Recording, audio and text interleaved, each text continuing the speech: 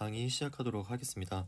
먼저 우리는 음운에 대해서 배울 건데 음운을 음성이라는 개념과 비교하면서 살펴보도록 하겠습니다.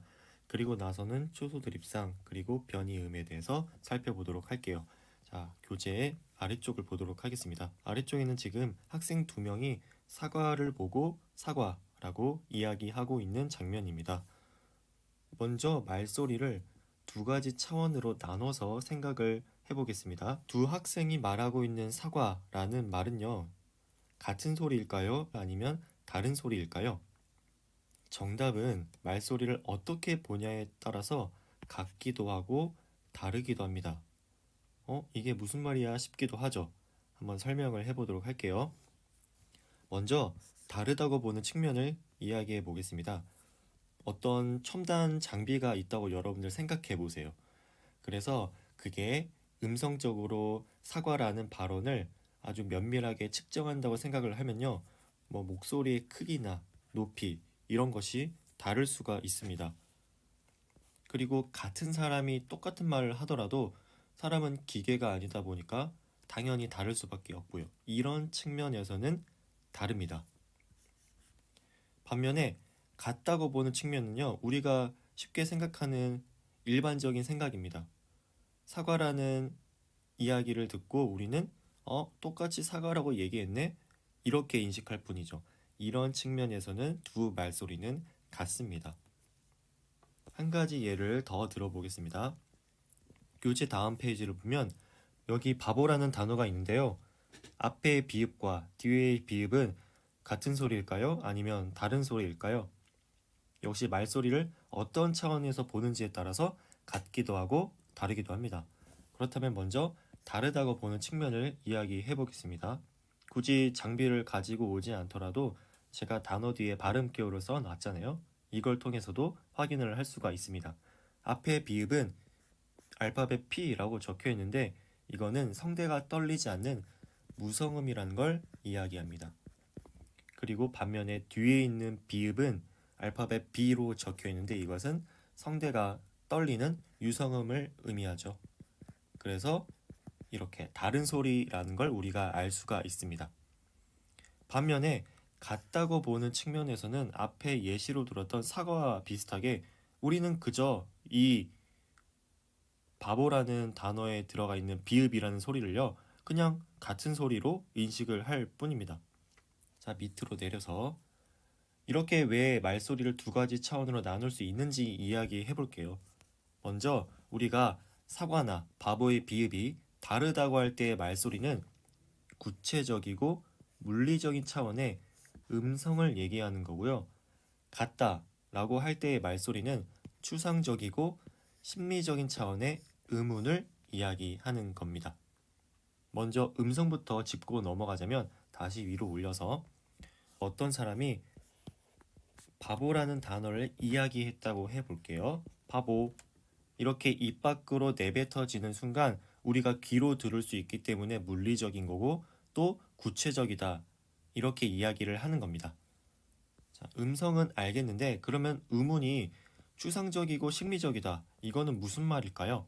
자, 그 전에 오른쪽에 조그만 글씨를 보면 음운에 대한 설명이 나오고 있습니다. 음소라고 하는 것과 운소라고 하는 것에 각각 앞글자를 따서 음운이라고 합니다. 운소에 대해서는 뒤에 다시 자세하게 배울 건데요. 일단 일반적으로 음운이라고 하면 음소를 지칭한다는 거, 이 정도만 알아두시면 됩니다. 원래대로 다시 돌아와서 자, 음운을 추상적이다, 심리적이다 라고 했는데요. 이에 대해서 설명을 해보도록 하겠습니다. 우리들의 머릿속에는 여러 소리들의 집합들이 나누어져 저장이 되어 있습니다. 아래 박스는 머릿속의 박스라고 생각을 하면 돼요. 비읍이라고 표기하는 글자 있죠. 그 글자가 갖는 소리의 집합체가 있을 겁니다. 위에서 살펴봤던 무성음 P나 유성음 B가 그렇습니다. 그래서 우리가 P를 듣든 B를 듣든 그냥 우리의 머릿속에는 이 비읍이라는 소리의 집합체로서 인식을 하게 되는 거죠. 그래서 이거를 크게 다른 소리다 라고 인식을 못하는 겁니다.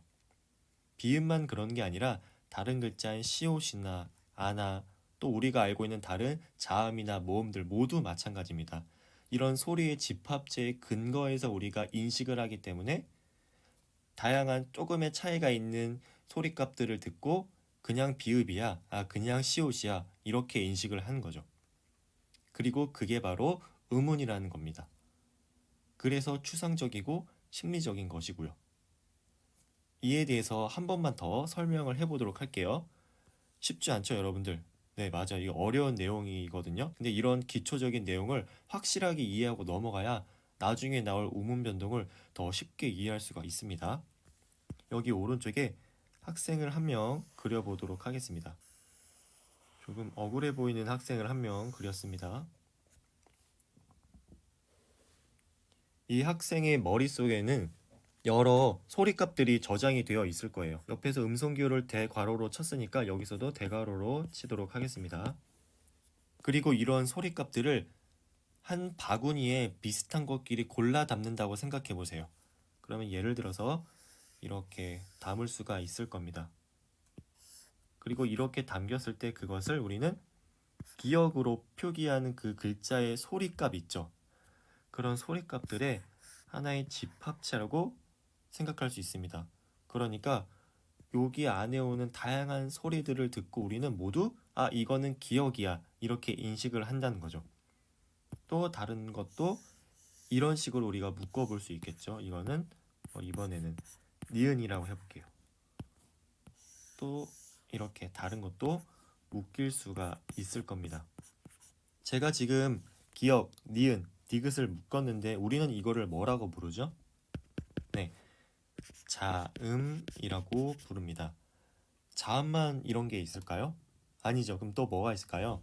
네, 모음이 있겠죠. 그래서 아라는 소리의 집합체, 또 어라는 소리의 집합체 이런 것들이 있을 겁니다. 이런 여러 자음과 모음들의 집합체들을 바로 운이라고 합니다. 그리고 이 음운은 우리가 입 밖으로 내뱉어지면서 구체적인 음성으로 실현이 되는 것이고요. 그래서 아까 앞에서 음성을 뭐라고 한다고 했나요? 네, 구체적이고 물리적이다 이렇게 표현을 했고 음운을 추상적인 소리 그리고 심리적인 소리 이렇게 표현을 한 것입니다. 이해가 되시나요? 다른 예를 하나 더 들어서 설명을 해보겠습니다. 뒤에서 배울 테지만요. 국민이란 단어가 있는데 지금 여러분들이 이거를 소리 나는 대로 한번 발음해 보세요. 자, 시작. 아무도 하지 않으셨죠? 네, 다 알고 있습니다. 근데 해야 이게 늘어요. 한번 해볼까요? 네, 어떻게 발음을 하셨나요? 아마 모두가 국민으로 발음을 했을 겁니다.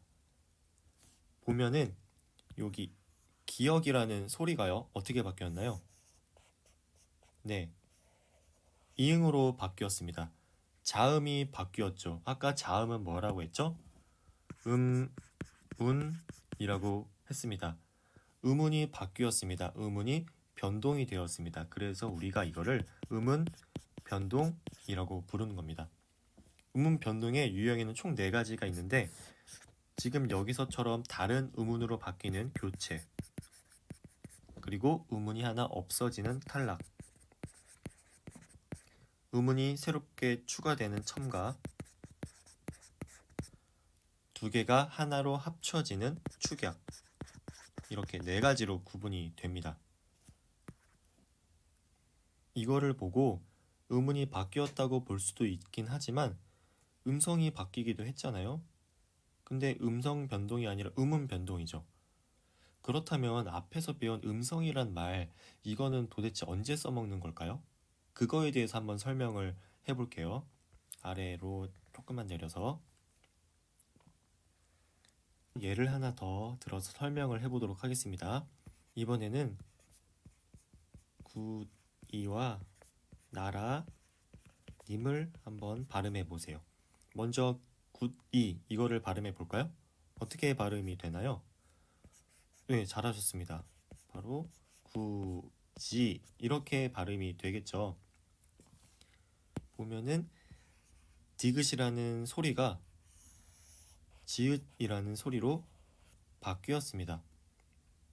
옆에 다른 친구나 동생이 있다면 한번 여러분들이 내가 지금 말할 테니까 이거 그대로 받아 적어봐 하고 구지를 발음해 보세요. 그러면 동생은 뭐라고 받아 적을까요? 네, 지금 저희가 적어 놓은 것처럼 구, 지 이렇게 적겠죠. 이 말인즉 뭐냐? 앞에서 살펴봤던 디귿이라는 소리의 집합체에서 지읒이라는 소리의 집합체로 우리가 다르게 인식했다는 겁니다. 그래서 우리가 표기할 때도 디귿에서 지읒으로 다르게 표기를 한 거죠. 음운이 바뀌었습니다. 그렇죠? 근데 아래에 있는 나라님을 한번 발음해 볼까요? 이번에는 네, 이거는 그대로 나라님으로 발음이 됩니다. 옆에 있는 사람도 똑같이 발음할 거예요. 그런데 있잖아요. 이거를 조금 더 면밀히 들여다보면 나라의 이 니은은 음성 기호로 이렇게 적습니다. 그리고 님의 니은은 여러분들 처음 봤을 테지만 이렇게 적어요. 음성적으로는 차이가 나는 소리입니다. 그렇지만 우리는 이거를 뭐라고 인식하죠? 그냥 니은으로 인식할 뿐입니다. 이걸 다시 왼쪽에다 그림을 그려 놓으면 니은이라는 소리의 집합체, 그 안에 다른 소리값들이 존재하는 거예요. 니은과 그리고 우리가 처음 보는 이런 발음 기호의 소리로요. 그래서 음성이 변했지만 음성이 다르지만 우리는 이걸 그냥 이은으로 인식할 뿐이에요. 하나의 음운이지만 음성이 다른 경우. 자, 위에 있는 굳이 이런 거를 우리가 음소, 아까 음소와 음운은 비슷한 개념이라고 했었죠. 그래서 음소적 구개음화라고 합니다. 나중에 배울 아주 유명한 음운 변동 중에 하나죠. 구개음화인데 음운이 바뀌었어요. 그래서 이거를 음소적 구개음화라고 합니다. 반면에 밑에 있는 나라님은요, 음운이 바뀌지 않았어요. 소리의 집합체 니은에서 뭐 다른 집합체로 우리가 다르게 인식한 게 아닙니다. 단지 니은이라는 음은 그 안에 음성이 달라졌을 뿐이에요.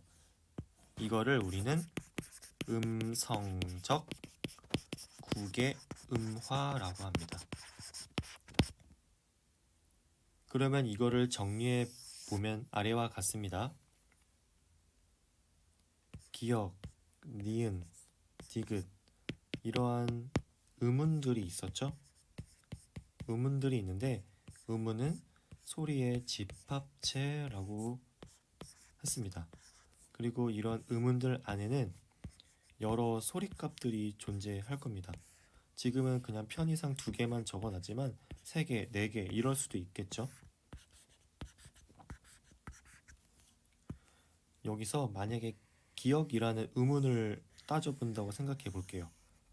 여기서 별표라는 음성이 있고 세모라는 음성이 있었습니다. 그래서 별표에서 세모로 음성이 바뀌었어. 이럴 때가 우리가 음성이라는 개념을 가지고 와서 음성이 바뀌었네? 이렇게 얘기할 수가 있는 겁니다. 만약에 이번에는 기억의 이 세모라는 음성에서 디귿의 네모라는 음성으로 바뀌었다고 해볼게요. 이때도 음성이 바뀌었다. 이런 말은 쓰지 않습니다. 음성이 바뀐 건 맞아요. 그렇지만 이미 그 전에 음운 차원에서의 변동이 일어났기 때문에 음성이 같이 따라 바뀐 겁니다. 음성은 그래서 결과적으로 얘기하자면 한 음운 내에서 음성의 변화를 따질 때 음성이라는 말을 가지고 오고요. 이렇게 음운 차원에서 바뀔 때는 음성이란 말을 굳이 하지 않습니다. 자, 여기까지 여러분들 이해가 되셨나요?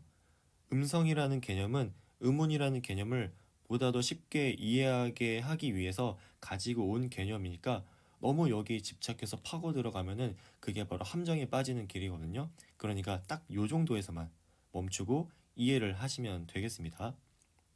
그럼 다시 교재로 넘어갈게요. 이제 정리를 해보겠습니다. 이렇게 우리의 머릿속에는 각각의 글자들이 가지는 소리값들이 저장이 되어 있습니다. 따라서 비읍이 실제로는 무성음 P나 유성음 B로 소리가 나더라도 우리의 머릿속에는 이렇게 비읍이라는 바구니 안에 P와 B가 존재를 하기 때문에 그저 우리는 비읍으로 인식을 할 뿐입니다. 만약에 예를 들어서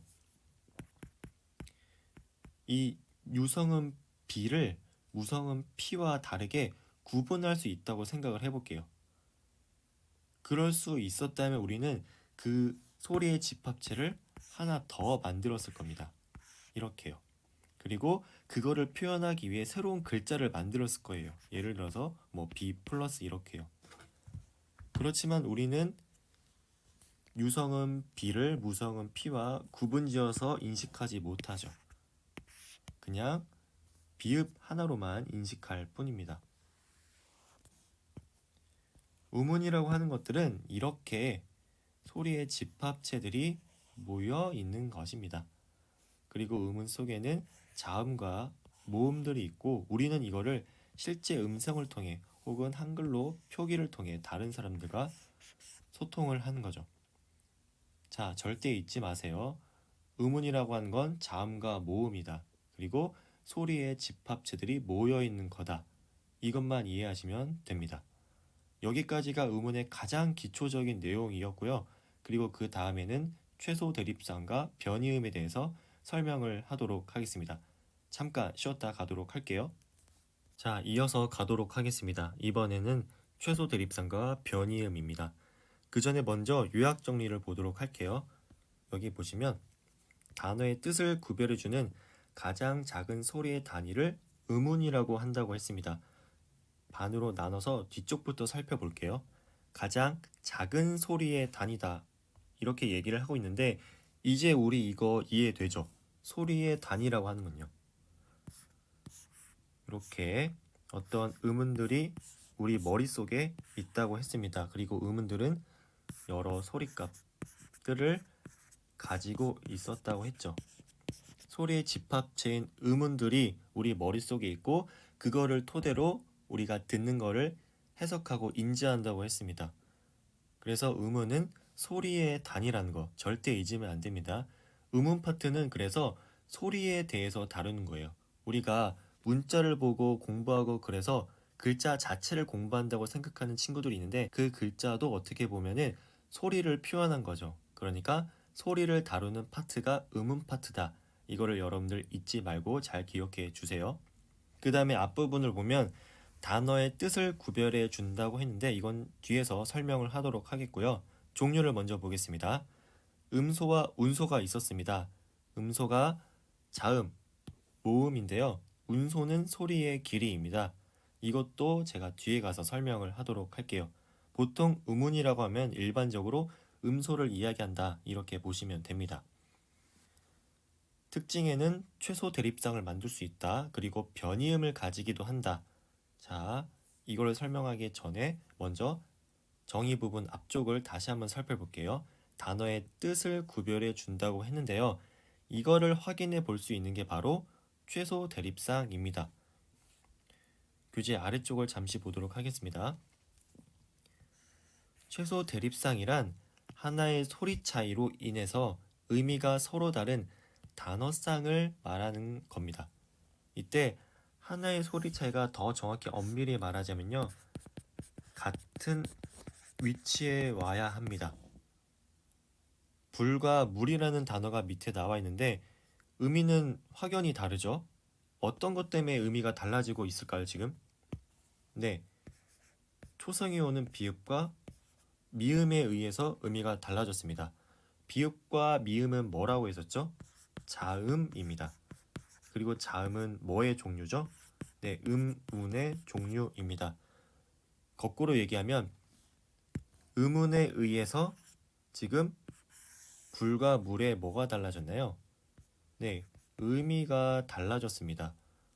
그래서 우리가 음운을 정의할 때 단어의 뜻을 구별해 준다라고 이야기하는 겁니다. 아마 교과서나 자습서에서 굉장히 많이 봤던 문장일 거예요. 그리고 비읍과 미음을 더 작게 쪼갤 수가 있나요? 없습니다. 그래서 가장 작은이라는 말도 덧붙은 거고요. 이렇게 우리는 의문의 정의에 대해서 완벽하게 이해를 했습니다. 아래로 다시 내려가 보면 모든 의문들은 이러한 최소 대립상을 구성할 수가 있습니다. 그게 의문의 특징이니까요. 한번 만들어 볼까요? 여기다가 불이라고 적어 보겠습니다. 그러면 초성과 중성과 종성이 각각 다른 최소 대립상을 하나씩 한번 생각해 보세요. 불에서 비읍이 다른 최소 대립상은 구를 만들어 볼 수 있을 거고요. 그리고 모음이 다른 최소 대립상은 발 정도가 있겠네요. 그리고 마지막 받침은 북으로 하면 될 것 같습니다. 이걸 통해서 우리가 뭘 알 수 있죠? 불과 굴에서 보면은 의미가 달라. 왜 달라졌지? 초성이 오는 비읍과 기역에 의해서 소리가 달라졌어. 그러면 이 둘은 서로 다른 의문일 거야. 이렇게 이해를 할 수가 있겠죠. 마찬가지로 우와 아 그리고 리을과 기역 이 소리들은 모두 다 서로 다른 의문이야. 이렇게 해석할 수가 있는 겁니다.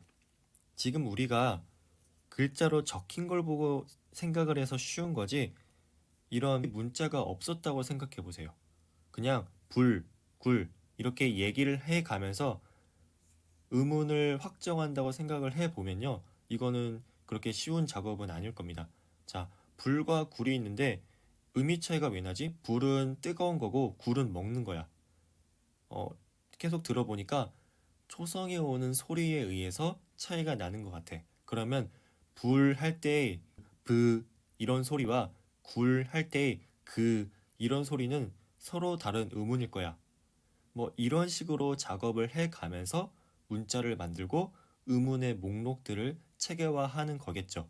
그렇지만 우리들은 지금 그런 모든 것들이 다 끝난 상태이고 문자로 이렇게 보면서 공부를 하는 거기 때문에 제가 지금 하는 이런 내용들이 굉장히 당연하고 쉬워 보일 수 있다. 뭐 이런 얘기입니다. 다시 원래대로 돌아와서 그래서 서로 다른 의문이 되기 위해서는 여기서 지금 한 것처럼 최소 대립상을 구성할 수 있어야 합니다. 어떤 소리가 바뀌었습니다. 그래서 뜻이 달라졌어요. 그랬단 말은 우리가 머릿속에서 그 소리가 확실히 서로 다른 의문으로 서로 다른 소리의 집합체로 저장이 되어 있다는 걸 의미하는 거니까요. 아래를 보겠습니다. 앞에서 예시로 든 바보가 있는데요. 앞에 오는 비읍은 무성음, 뒤에 오는 비읍은 유성음이라고 했습니다. 이 P라는 소리 그리고 B라는 소리는요. 최소 대립상을 만들 수조차 없습니다. 왜냐하면 나타나는 환경이 다르기 때문입니다. P는 단어의 가장 앞에 오는데 B는 단어의 앞에 오지는 못하고 중간에 위치하기 때문입니다. 그래서 이 둘은 서로 다른 의문일 수가 없는 겁니다. 그러니까 여기다 한번 적어보면 이렇게 비읍이라는 소리의 집합체 안에는 P라는 소리 그리고 B라는 소리가 존재하는 거예요.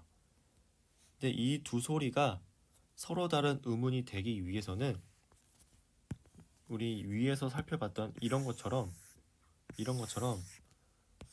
최소 대립상을 만들 수가 있어야 되는데 애초에 얘는 최소 대립상을 만들 수가 없습니다. 그래서 서로 다른 의문이 아닌 거예요. 앞에서 제가 잠깐 예를 든 것처럼 만약에 우리가 이 유성은 B라는 소리를요 인식할 수 있다. 무성은 P와 다르게. 그러면은 이렇게 새로 글자를 만들 수 있을까라고 얘기했었죠.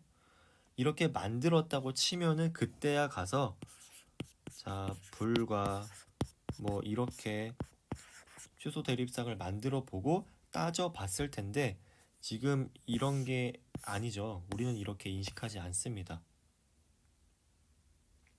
그래서 이 P와 B는 그저 B라는 하나의 의문의 서로 다른 음성일 뿐이라고 해석을 하는 겁니다.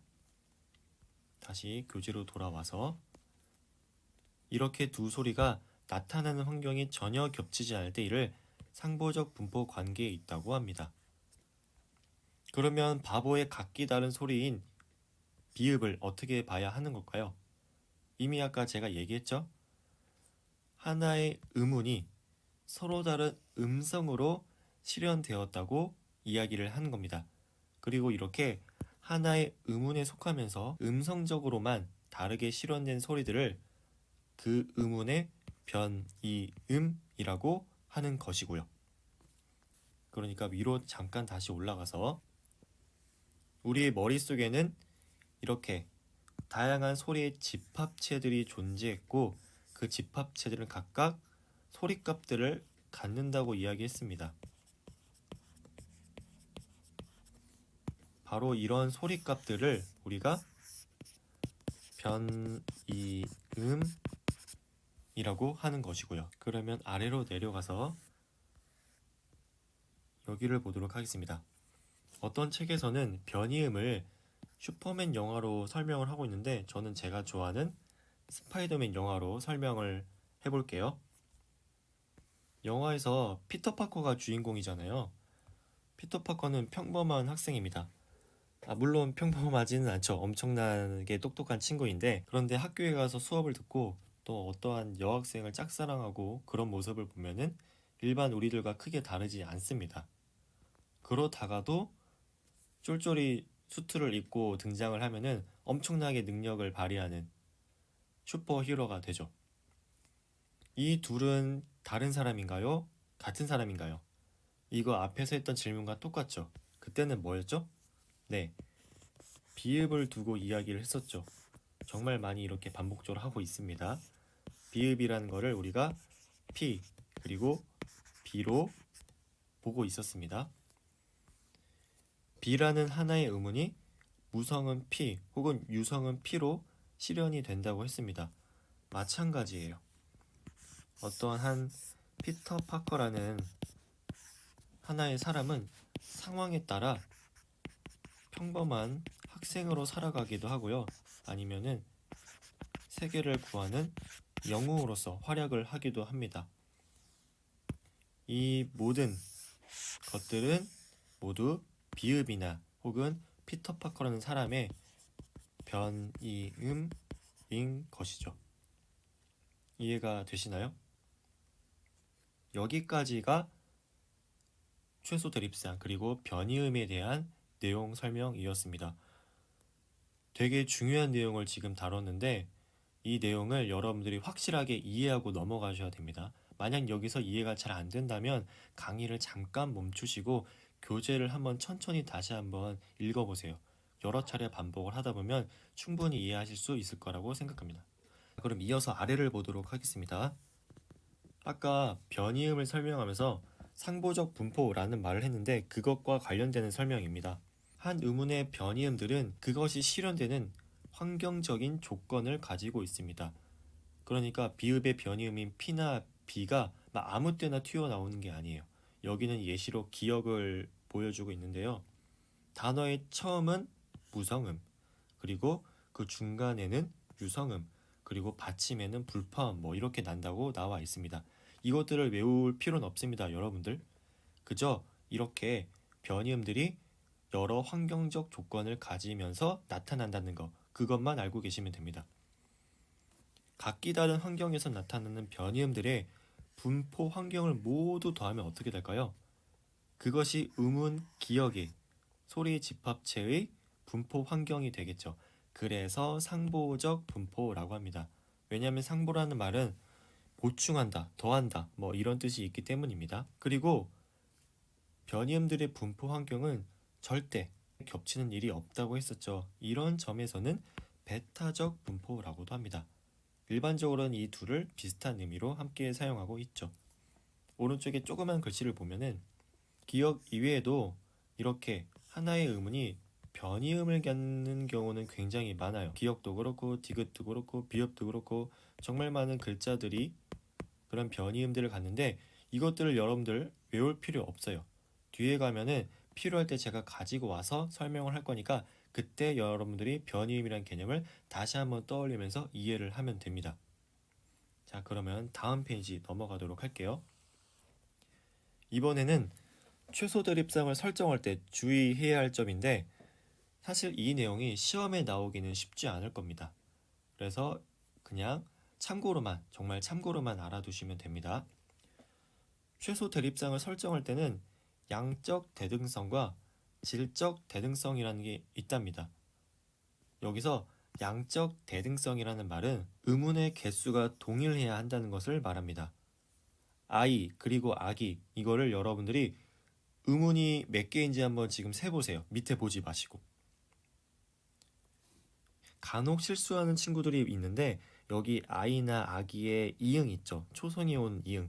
이거는 음가가 있는 그 이응이 아닙니다. 그냥 아무런 의문이 없다는 것을 형식적으로 표시한 것에 불과해요. 그러니까 I는 의문이 이렇게 2개인 거고 아기는 이렇게 3개인 것입니다. 개수가 차이가 나서 최소 대립상이라고 할 수가 없습니다. 질적 대등성이라는 말은 두 소리의 성질이 동질적이어야 한다. 뭐 이 말인데 모음은 모음끼리 그리고 반모음은 반모음끼리 최소 대립상을 이루어야 됩니다. 그러니까 최소 대립상을 하나의 소리가 차이가 난다고 했죠. 그 차이가 나는 소리들이 모음은 모음끼리, 반모음은 반모음끼리, 자음은 자음끼리 이렇게 대칭을 이루어야 된다. 뭐 이 뜻입니다. 오이와 옷이 나와 있는데 이거를 한번 늘어뜨려 볼게요. 의문을. 오이는 오, 이 이렇게 될 거고 옷은 오와 시옷으로 구성이 됩니다. 소리가 다른 부분이 모음과 자음이네요. 질적 대등성을 충족하지 못하고 있습니다. 따라서 최소 대립상을 이룰 수가 없는 거죠. 자, 그 다음 보겠습니다. 이응과 히읗은 최소 대립상이 안 된다고 하는 내용이었습니다. 이게 사실 앞에서 잠깐 나왔었는데요. 여기 보면은 모든 의문은 최소 대립상을 구성할 수 있다고 했습니다. 여기 이렇게요. 그렇지만 이응과 히읗은 서로 다른 의문이 확실함에도 최소 대립상을 만들 수 없는 아주 특이한 경우에 속해요. 이응과 히읗은 확실히 음성적인 특징이 다르죠. 그래서 같은 바구니 안에는 담을 수가 없을 겁니다. 그렇지만 최소 대립상을 설정할 수 없는 특이한 경우라는 건데 이것에 대한 설명입니다.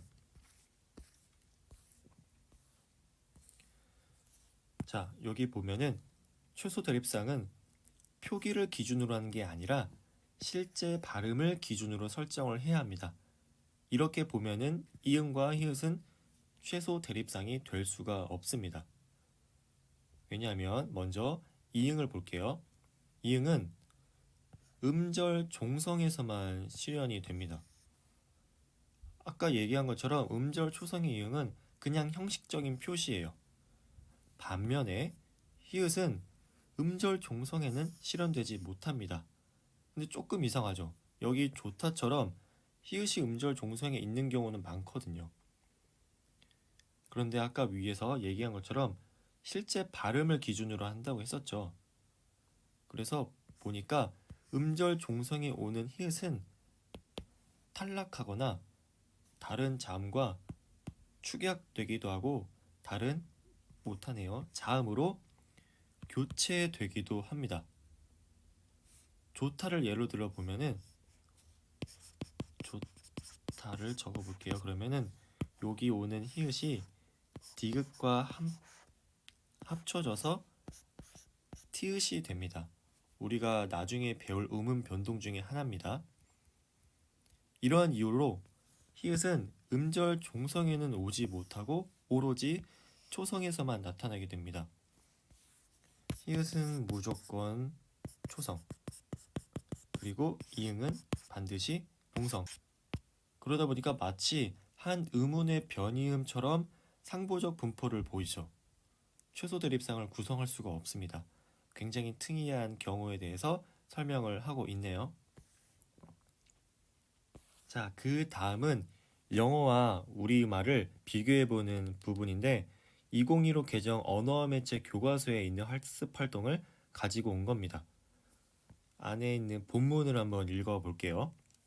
외국인들이 처음 한국어를 배울 때 불, 풀, 뿔을 잘 구별하지 못하는 경우가 많다. 한국 사람이 불, 풀, 뿔이라고 하면 영어화자들은 대개 풀, 풀, 풀이라고 따라한다. 한국 사람은 비읍, 피읍, 쌍비읍의 세 소리를 명확하게 서로 다른 소리로 구분하지만 영어화자들이 이 소리들을 구분하는 일은 좀처럼 쉽지 않다. 디귿, 티읕, 쌍디귿이나 지읒, 치읒, 쌍지읒도 마찬가지이다. 이들은 예삿소리, 거센소리, 된소리라고도 하는데 한국어의 자음은 이렇게 세 가지 소리가 짝을 이루고 있는 것이 특징이다.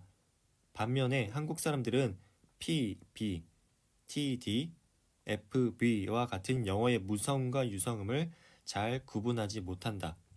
한국 사람은 말을 할 때 바보에서 첫 번째 비읍은 무성음 P로, 두 번째 비읍은 유성음 B로 각각 다르게 발음하면서도 두 소리를 다른 소리라고 인식하지 않는다. 이거를 옆에다가 정리를 하면 다음과 같습니다.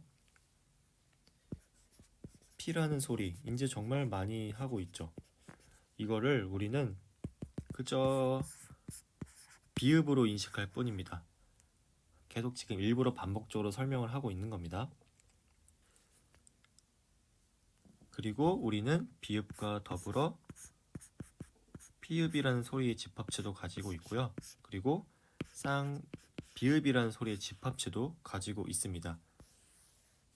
이게 우리 한국어였습니다.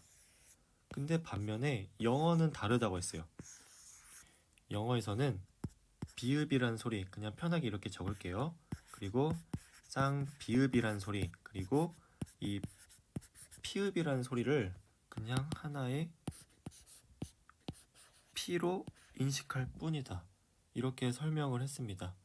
우리와는 다른 상황인 거죠. 그래서 다시 교과서를 보면은 여기 대화가 나와 있는데요. 한번 보겠습니다. 한국 남자가 이야기하고 있습니다. 어제 남산 어땠어요? 미국 여자가 얘기하네요. 날씨가 좋아서 즐거웠어요. 그런데 팔이 아파요. 팔이 아파요? 네, 많이 걸어서 팔이 아파요. 이상하죠? 많이 걸으면 어디가 아파야 돼요? 팔이 아니라 아마 발이었을 겁니다. 그런데 이 여자는 팔이라고 얘기를 하고 있어요. 이게 왜 그런 거냐면 아까 여기 적은 것처럼 영어에서는 이 발 할 때의 비읍과 팔 할 때의 피읍을 구분하지 못하고 있죠. 한 바구니 안에 그냥 들어가 있을 뿐입니다. 피라는 바구니 안에요. 그래서 피읍을 써야 할 상황에 비읍을 쓰고 있는 거죠. 마찬가지로 우리도 비슷할 겁니다. 영어에서 뭐 이렇게 P로 적어야 할 부분이 있을 거예요. 예를 들어. 근데 이거를 우리는 무성음과 유성음을 구분하지 못하다 보니까 P라고 적지 않고 뭐 B라고 발음하거나 B로 표현하거나 뭐 이렇게 하는 경우가 있을 거예요. 이런 거에 대한 내용이었습니다. 다시 교과서로 돌아와서 여기 보면은 우리말은 유성음과 무성음을 구분하지 않습니다. 그냥 같은 소리로 인식합니다. 그렇지만 영어에서는 유성음과 무성음이 분명하게 구분이 된다는 거. 다른 말로 음은 체계가 다른 겁니다. 그렇죠? 여기 아래를 보면 불이 그리고 고비가 있는데 최소 대립상을 형성할 수 있나요? 없나요? 없습니다. 그냥 하나의 의문입니다. 그렇죠? 하나의 의문인 비읍입니다. 반면에 아래는 최소 대립상을 형성할 수가 있습니다. P, B 딱 하나의 소리만 달라지고 있죠? 그래서 이거는 서로 다른 의문이 되는 겁니다. 그래서 P라는 것과 B라는 게 각기 따로 존재하는 거죠. 아래를 보면 발, 팔, 빨이 있는데 이거는 최소 드립상을 형성하고 있습니다. 그렇죠? 그래서 서로 다른 의문이라고 볼 수가 있습니다. 비읍과 피읍과 쌍비읍이 그렇죠. 그리고 만약에 다른 영어 예시가 있었다면 거기서는 최소 드립상을 이루고 있지 못하는 부분이 나왔을 겁니다. 이런 경우에는 그냥 하나의 의문이 되는 거겠죠. P 이렇게. 언어에 따라서도 의문의 체계가 다르다는 것을 설명하고 있는 학습 활동이었습니다. 자, 여기까지가 의문의 정의, 종류, 그리고 최소 대립상, 변이음이라는 아주 의문에 대한 기본적인 내용에 대한 설명이었습니다. 어땠나요? 잘 이해가 되셨나요? 근데 아마 이렇게 자세하게 의문에 대해서 설명을 들은 게 많지 않았을 거예요. 그래서 조금 어려울 수도 있습니다. 그렇지만 지금 우리 딱 한 번 공부했습니다. 그렇죠. 지금부터 여러분들이 할 거는 계속적인 반복이에요. 오늘 공부했으니까 오늘 자기 전이나 내일 한번 두 번째로 공부해 보세요. 그리고 나서 시간이 된다면 그 다음 날에도 한 번 더 공부하고요. 그랬는데도 이해가 잘 안 될 수가 있습니다, 여러분들. 그러면은 조금의 텀을 두고 뭐 이틀이나 사흘 아니면 일주일 이렇게 텀을 두고 그 다음 복습을 한 번 더 해보는 거예요. 그랬는데도 안 되면 다시 한 번 더 복습을 해보고 이렇게 여러 차례 반복을 하다 보면은 결국에 어느 순간 이해가 되는 때가 옵니다. 그러니까 지금부터 여러분들은 절대 조급해 하시면 안 됩니다. 제가 OT 때도 설명을 했지만 우리에게 주어진 시간은 정말 많습니다. 우리는 이거를 최대한 효율적으로 활용한다. 그 생각을 가지고 공부를 하셔야 돼요. 그리고 또 하나, 제가 지금부터 설명하는 이런 내용들을 한 번에 이해하려고 하지도 마세요. 우리는 스파이더맨, 피터파커 같은 천재들이 아니잖아요.